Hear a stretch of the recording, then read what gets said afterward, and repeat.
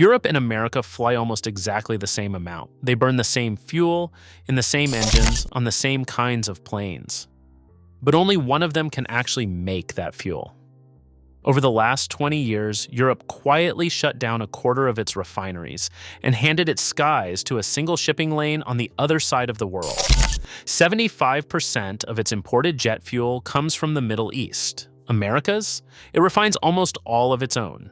So when one strait closes, one continent keeps flying, and the other starts counting the days.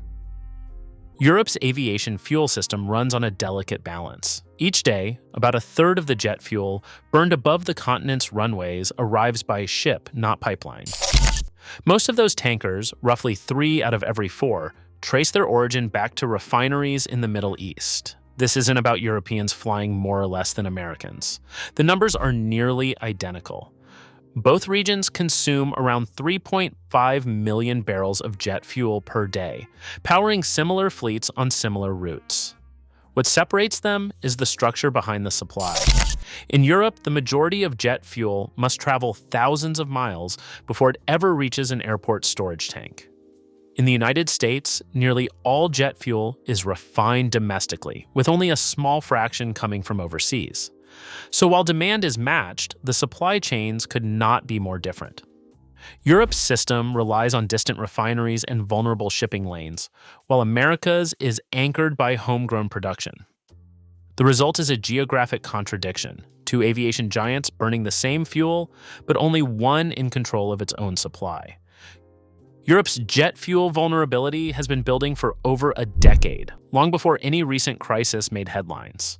Since 2009, more than a quarter of Europe's oil refineries have either shut down or been converted for other uses. That retreat is not just a matter of numbers, it represents a loss of nearly 16% of the continent's total refining capacity, with the count falling from about 100 refineries to just over 70.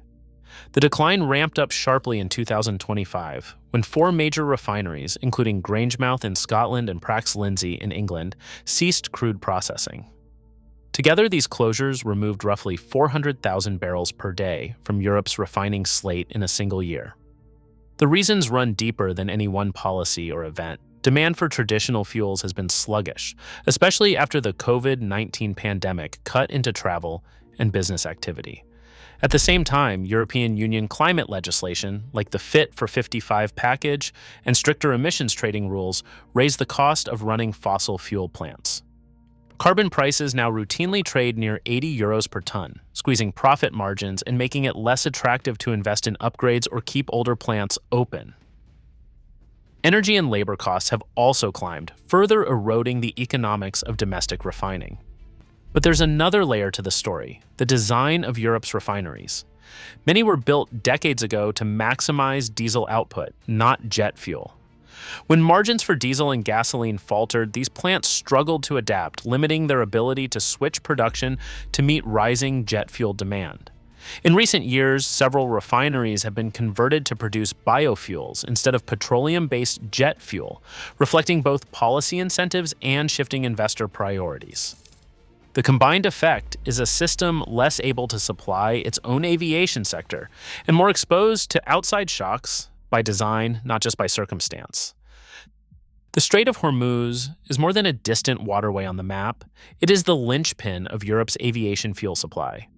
Nearly 39% of Europe's jet fuel and kerosene imports pass through this narrow corridor, squeezed between Iran and the Arabian Peninsula.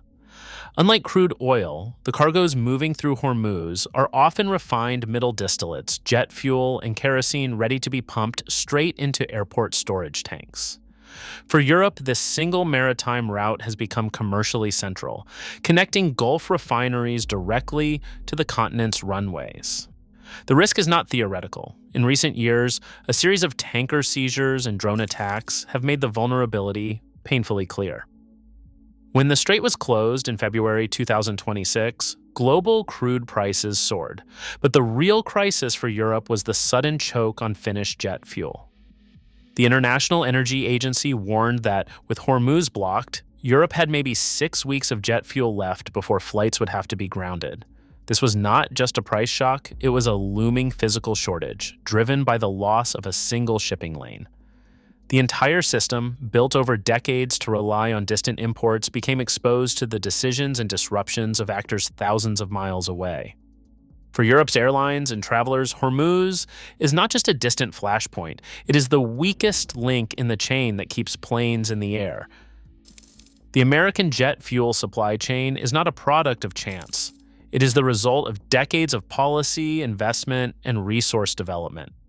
In 1979, the United States banned imports of Iranian oil in the aftermath of the hostage crisis, a decision that permanently cut off a major Middle Eastern supplier.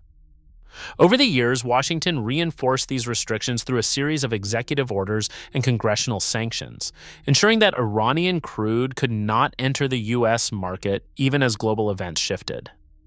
By the 1990s, these sanctions had expanded to cover financial transactions and technology transfers, closing any remaining loopholes. At the same time, the shale boom transformed America's energy landscape. From the mid-2000s onward, advances in horizontal drilling and hydraulic fracturing unlocked vast reserves in the Permian Basin, Bakken, and Eagle Ford. By 2026, U.S. crude oil output had reached 13 to 14 million barrels per day, making the country the world's largest oil producer. This domestic abundance allowed American refineries, especially those along the Gulf Coast, to run mostly on homegrown or Western Hemisphere crude, rather than relying on distant or unstable suppliers. The refining network itself has evolved to match these resources. Facilities have been retooled to maximize jet fuel output, and the overall system maintains a capacity cushion that supports both domestic needs and export surges in times of crisis. When the Strait of Hormuz closed, U.S. jet fuel production climbed to a record 2 million barrels per day, and exports to Europe doubled. Despite higher prices, American airports did not face the risk of running out of fuel. Instead, the shock was felt in airline operating costs and ticket prices, not in grounded planes. The United States is shielded from a physical shortage, but it is not immune to the global price ripple that follows every disruption in the world's oil arteries. California stands apart from the rest of the United States when it comes to jet fuel security. In 2025, the West Coast imported about 93,000 barrels per day of jet fuel, with more than 80% of that supply coming from South Korea. The supply chain doesn't stop there.